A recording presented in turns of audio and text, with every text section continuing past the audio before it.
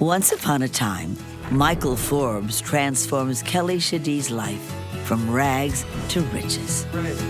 She was absolutely happy. We shared a cry, and it was really touching. It's like, oh my God, like this is really gonna happen. He was in heaven. I rarely, if ever, saw the emotional side of Michael, but on that day, you just saw it. But just weeks after the ceremony, this Cinderella story suddenly turns to ashes. It's just like a stab in my heart. This had to be intentional. This was no accident. If I can't control you, I'm going to kill you. For this couple, the honeymoon is over.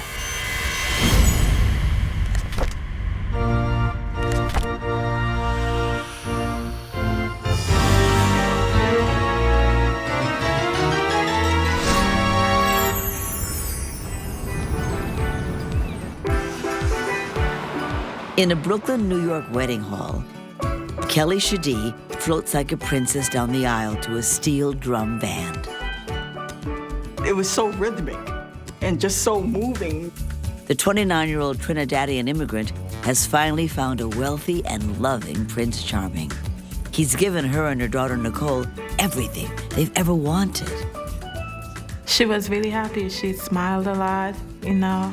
She just looked like she was in love, absolutely in love. Kelly really was living the American dream. She arrived as an immigrant, and wow, meet a millionaire and get married. This is what other people wish and dream for all the time. Kelly was swept off of her feet by a man who's able to show her some of the luxury that she wasn't able to provide for herself. Thank you. Prince Charming is 50-year-old Michael Forbes. He's supportive, stable, a self-made millionaire, and lots of fun. It was a party, yes. He was the whole party himself. The room lit up when Michael came in. And today, he's the luckiest guy on earth. Who wouldn't want a beautiful, exotic woman next to him, you know, on his side? He's smiling ear to ear. He just seemed like a little boy who is starting a whole new life. And like, what awaits me? You may kiss the bride. It's a perfect fairy tale day.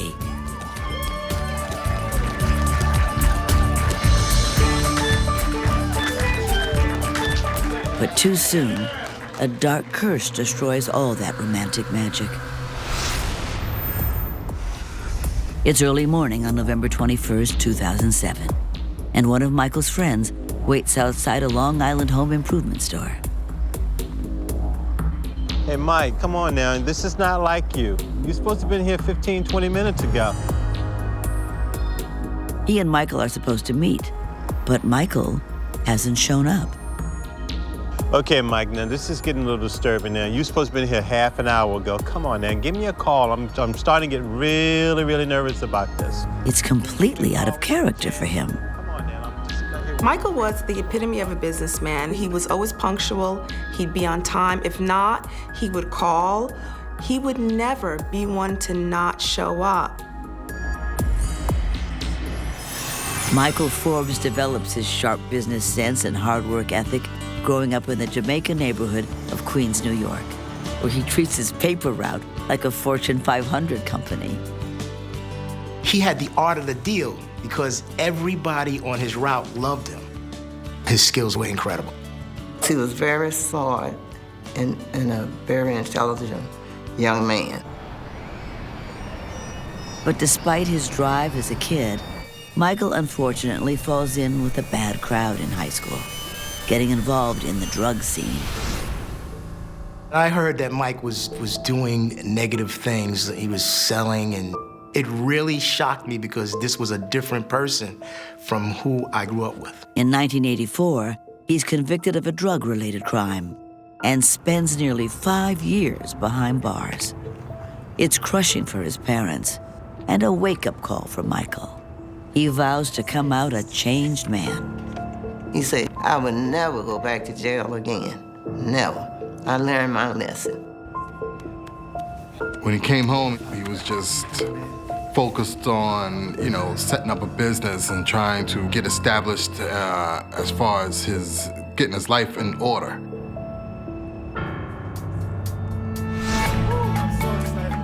With a little financial help from his parents, he opens a barber shop in Brooklyn.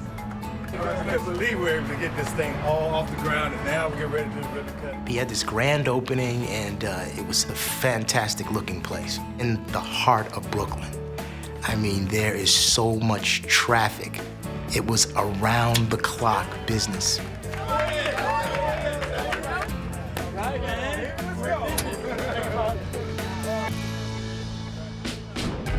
Customers love the service, but they really come in to hang out with Michael.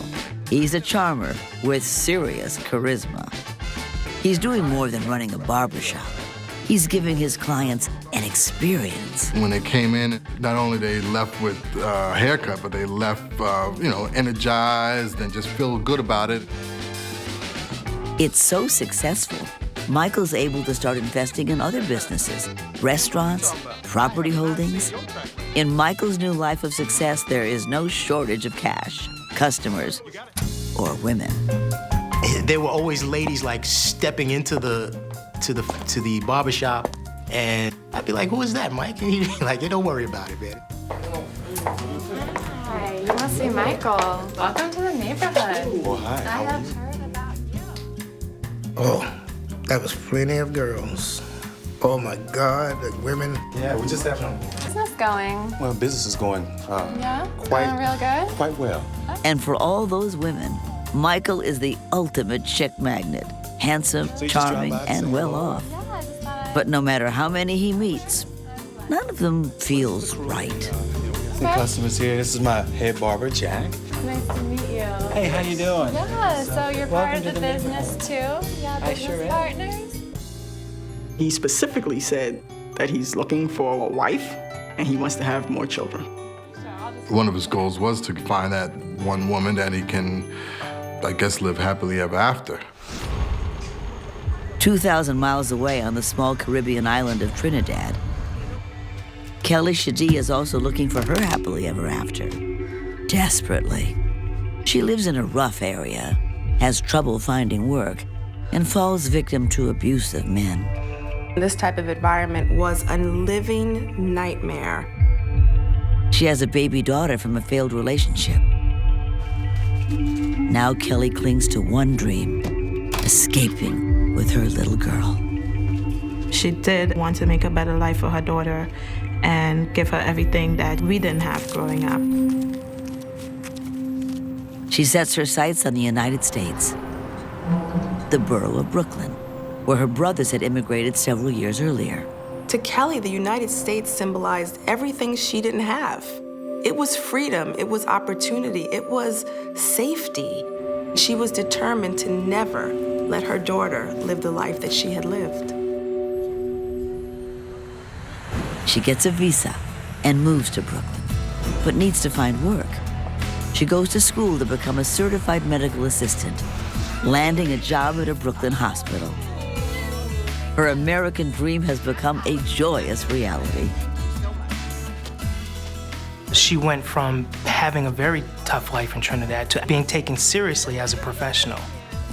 You are proving to the world and proving to yourself that you have what it takes to succeed. She just used all the opportunities she had as best as she knew how. Everything started falling into place.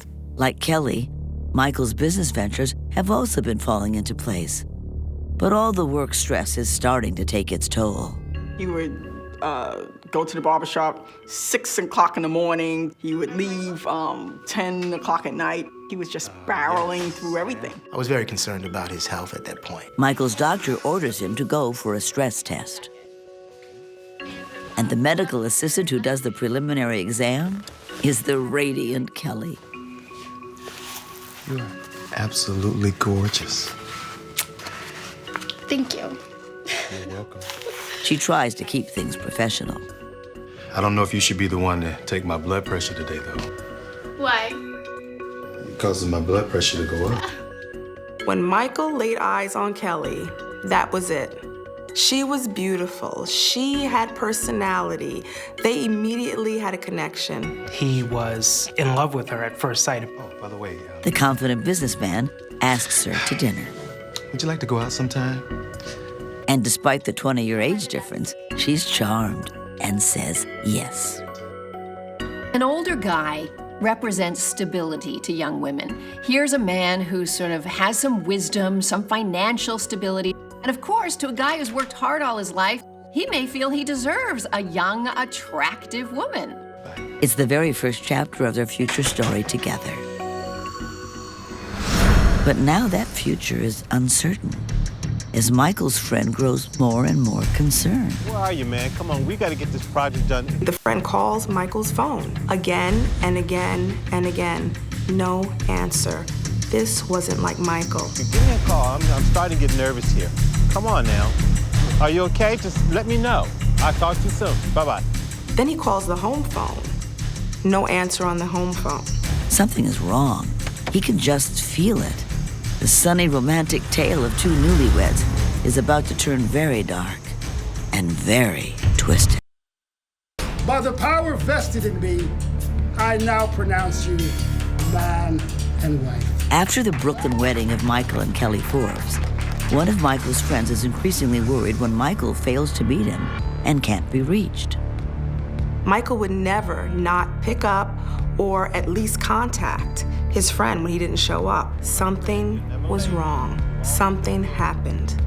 He's right. Something did happen. Around 9 o'clock that morning, a 911 call comes into the Nassau County Police Department. It's Kelly Forbes at the couple's home. She was pleading for them to please send somebody. Michael wasn't conscious. She didn't know what to do. It takes only minutes for help to arrive.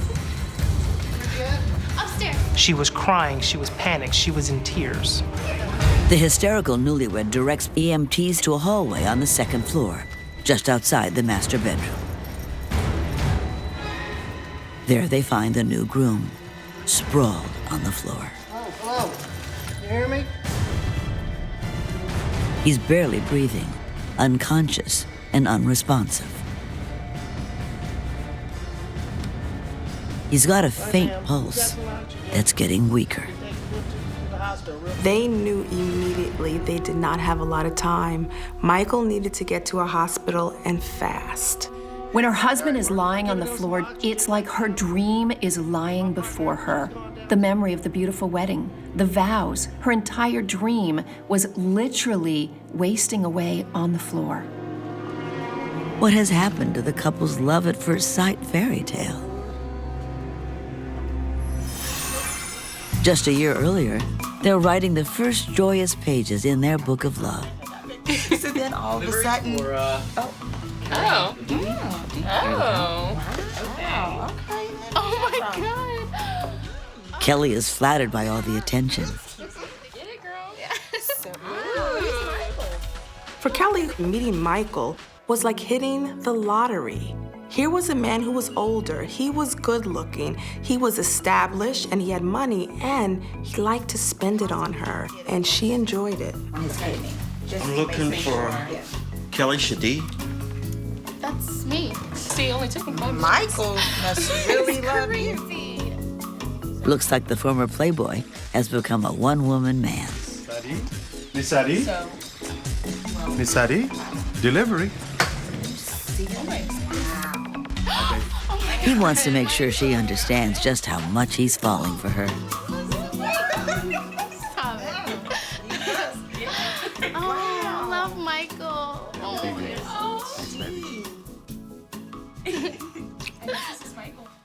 And around the barbershop, he can't help but brag to friends. What's going on with this girl of yours? Now you're talking. Now you made me smile, my brother. Oh, Miss Kelly. Say it with reverence. Miss Kelly is nasty. He was describing her as a beauty queen, and she was a caramel complexion, long hair. She is beautiful. Her hair, it flows down. I'm trying to tell you, caramel skin, a figure that won't quit. Oh, we could get a chance to meet her? Yeah. I don't know. Think we get a chance to meet her? Wait a minute, Mike. We've been divorced about 15, 20 years now. When am I gonna meet this woman? Soon, my brother. Just hang tight, all right?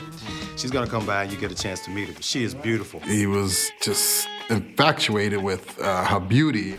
But the attraction isn't just physical.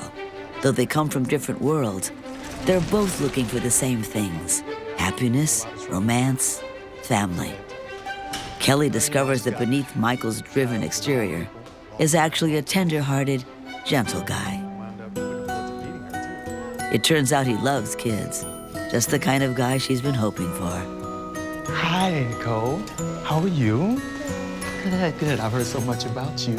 Ultimately, she was looking for substance, and she found that in Michael. Michael is on his way to winning over her heart. Then when she sees him with her daughter, she's absolutely sure he's the one. The young girl had no reservations whatsoever when it came to Michael. She would play with him, just have a good time, because Michael is a young kid at heart anyways. I don't think there's anything sexier in a man than to see him be a good father. Women love this. Women love when men are responsible, are good role models, are caregivers to their children. And Michael's convinced too. She's the one he's waited for. You know, I could just look at him and, you know, he was shining, he had the glow to him, he was, you know, very happy. I'm ecstatic for him. Everything is just falling into place as far as his business aspirations and his family aspirations. How perfect. After dating just 4 months, he makes his biggest move yet. There's one thing that will make it extra perfect.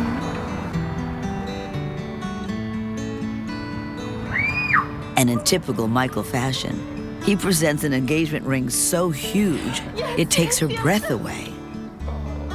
It made a statement, definitely. It was a beautiful ring. I'm like, wow. People see the ring coming before they even see Kelly coming. For Kelly, that ring symbolized that she had achieved what she came to the United States for. The ring symbolized a better life that she wanted for herself and her daughter. She's really buying into the Cinderella fantasy here, that life is going to be problem-free from here on in. But now her hopes for a picture-perfect future are dashed as her Prince Charming lies unconscious on the floor, barely breathing. EMTs quickly realize this was no accident or illness. There were ligature marks and major bruising around Michael's neck. Had the new groom been attacked by an intruder? As EMTs rush him to the hospital, police try to ask the shaken bride if she saw anything. Kelly was so upset she couldn't speak and she couldn't be coherent as to what happened and why Michael was laying half dead on the floor. They couldn't get answers. Her little girl awakens to a shocking sight. Her mother in tears, the man she'd grown to love being whisked away in an ambulance. It's a traumatic turn of events for everyone, but police need answers. What horrors did the new bride witness early that morning? 2 months after his storybook wedding, newlywed groom Michael Forbes is found on the verge of death, with heavy bruising around his neck.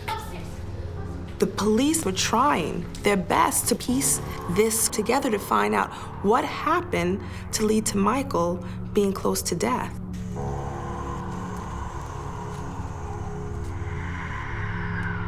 Detectives find an extension cord on the floor near where Michael lay.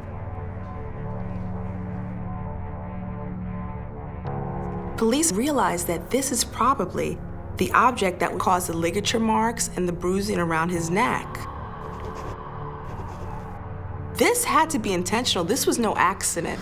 Only someone strong could have strangled this big, powerful man with an extension cord. Had someone slipped in during the night while he slept? Maybe a thug from Michael's criminal past, seeking vengeance? And why strike now?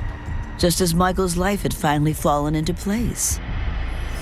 Just months earlier, he and Kelly were starry-eyed with the rush of new love, and he spares no expense to let her know how much she means to him. He was excited to show her this world that she never had because he wanted her to be happy. All right.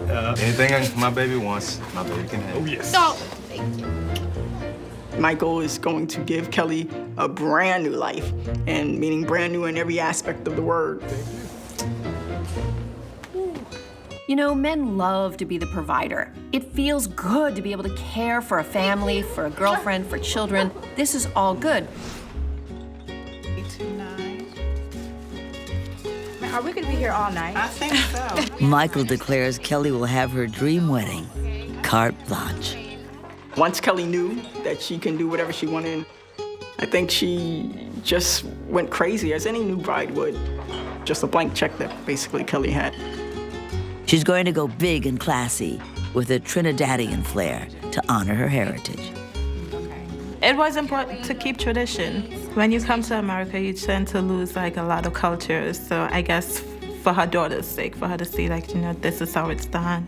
The island theme will include steel drums, her in a lovely white dress, him in a sharp white tux, lots of fun red accents. As she plans, Kelly's on cloud 9. But then, Congratulations. Wait, every bride's nightmare. my ring. Oh God. What? Her gorgeous Where's my engagement ring is gone. Can you imagine right before your wedding, you lose the biggest symbol of your marriage, your diamond engagement ring? It must have been devastating for her. She can't find it anywhere and has to tell Michael. He immediately replaces the ring, but Kelly discovers it's not quite the same. We were in the mall and we happened to go into a jewelry shop, and the guy asked her to see the ring, and when he tested it, it turned out that it was fake. So we was like, well, is it cubic zirconia? And he's like, no, it's not even reading as cubic zirconia. It's like glass or something. Horrified, mortified, angry, she confronts him. Had the first ring been a fake too? Can we just talk? Talk to me. I will. Let me talk to you. She was really, really embarrassed. It's only temporary, baby. Because you're like flaunting this ring and you're thinking it's real and it's not. It was like an insult to her. I just want to make sure and give you something right now. Michael tries to talk her down. He explains he always intended the fake ring to be just a placeholder until he can find an actual diamond even bigger and more beautiful than the first one. He swears he's already been looking and he'll have the replacement in time for the wedding. He did tell her that this is just something you wear so people can understand we're engaged. It's not really the value of the ring, it's just the fact, like a symbolism, that you're engaged to me. Will you forgive me? He promises the ring and the wedding will be just what she wants. And he comes through. Michael placed the ring on her finger. She just covered her mouth dropped open because she had the real big diamond on her finger.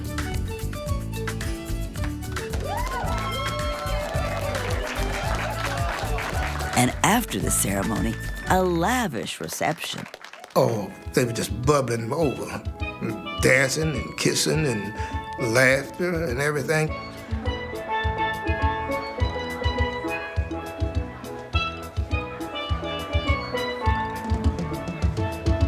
Oh, she was smiling way back, you know, laughing and grinning and carrying on.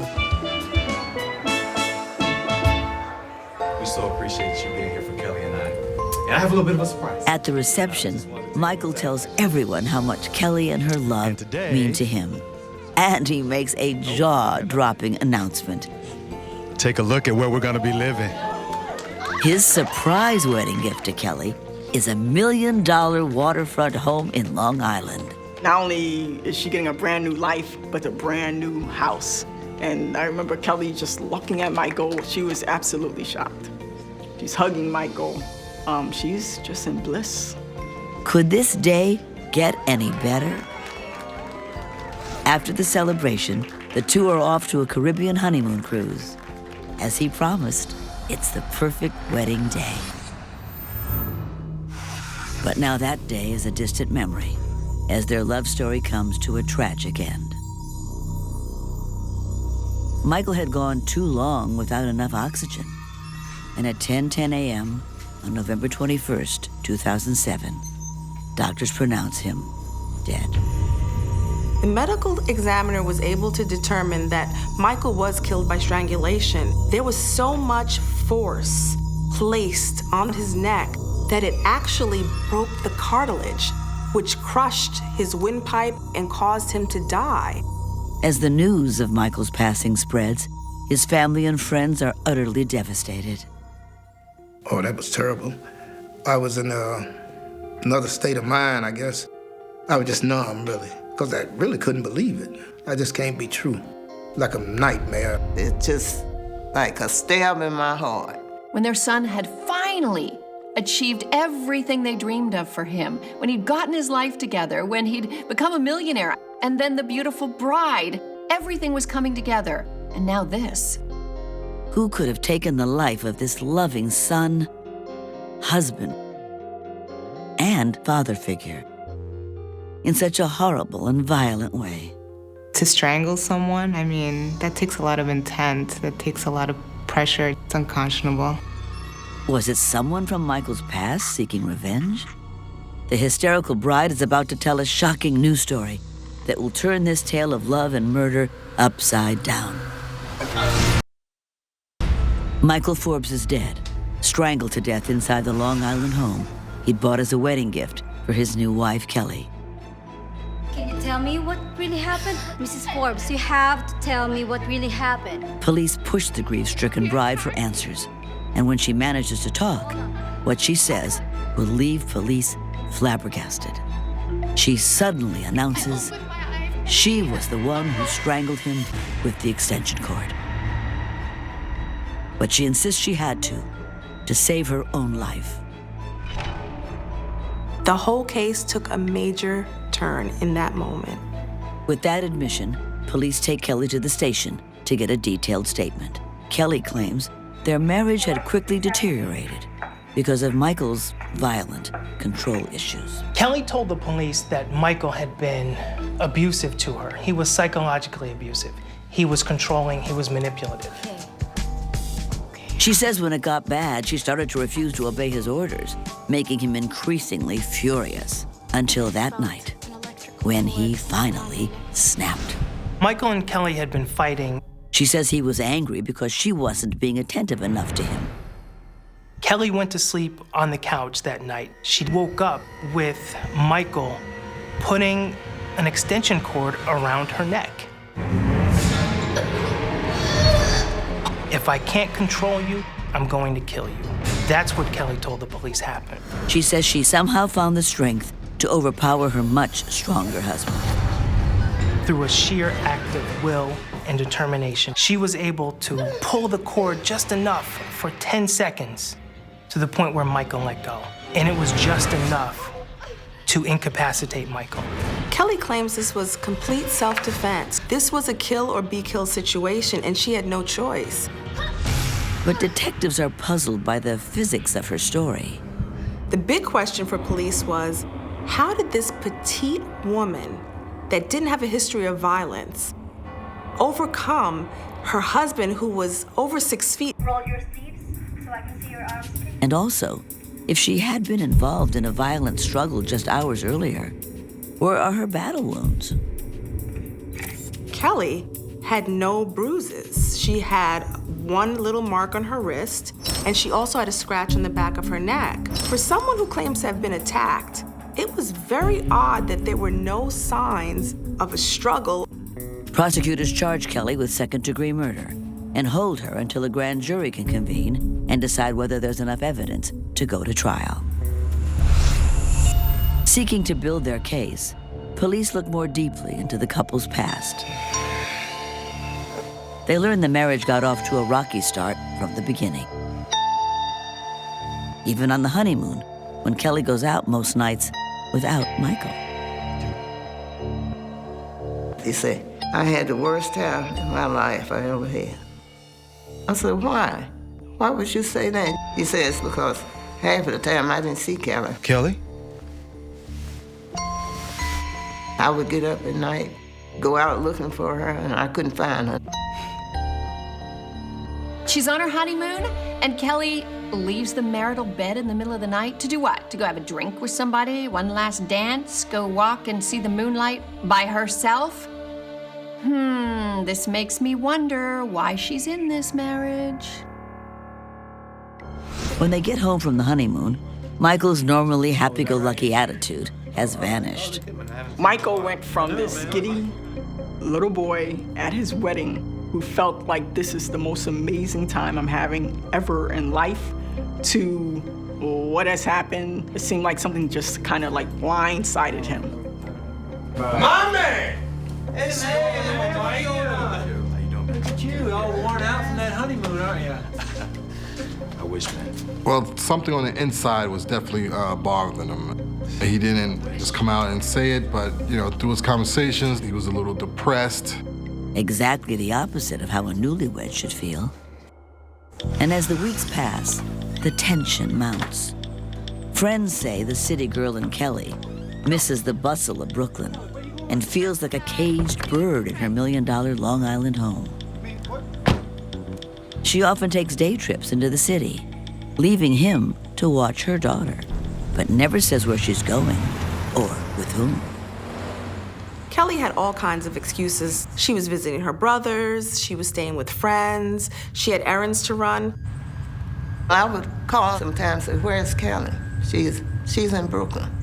I thought, that doesn't sound right. Something is going on. It hits Michael hard. I could feel the stress, I could feel the tension in him building up. It's only a matter of time before he breaks, emotionally and physically.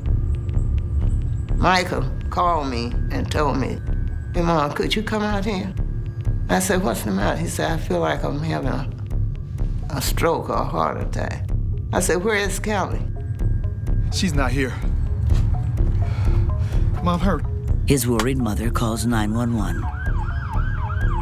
It turns out he has suffered a massive heart attack.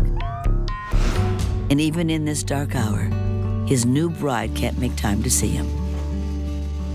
She's too busy in Brooklyn doing whatever it is she's doing. First a heart attack, now a broken heart. This emotionalist person that I've known all my life is looking like he's ready to cry, saying that his wife has not come to the hospital to even see me. She doesn't have transportation. Yet Michael keeps making excuses for his wife. I'm hearing Michael say that the reason why she's not there, perhaps, is because she has no transportation from Brooklyn to Long Island. So let me address that by helping her buy her brand new car. Yes, right in the top drawer there. Right now isn't the time to be making big decisions like this. From his hospital bed, he writes a check to pay for a brand new Mercedes and asks a friend to take Kelly to the dealership and pick out a car of her choice. My heart is breaking for Michael. He wanted to buy himself the one thing he'd been unable to find, love. It's okay.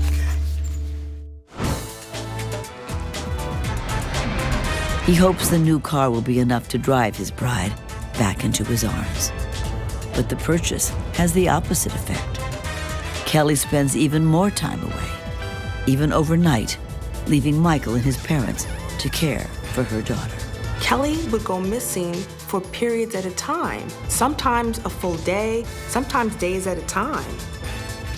Absolutely, Michael suspected something when your wife is not coming home at night. The most lenient spouse will suspect something, and he did. He was definitely verbalizing that something's not right here at all. Michael suspects she might be cheating on him, but he's never been a quitter, and he won't be one now with his marriage. He wanted it to work so bad until he was going to go and try it again, and probably everything will work out all right. If that's what you want to do, you go ahead and do it. But you're making a mistake. In fact, his worst fears are right on target. The new bride tells friends she's been having an affair with a young Brooklyn hunk she met online.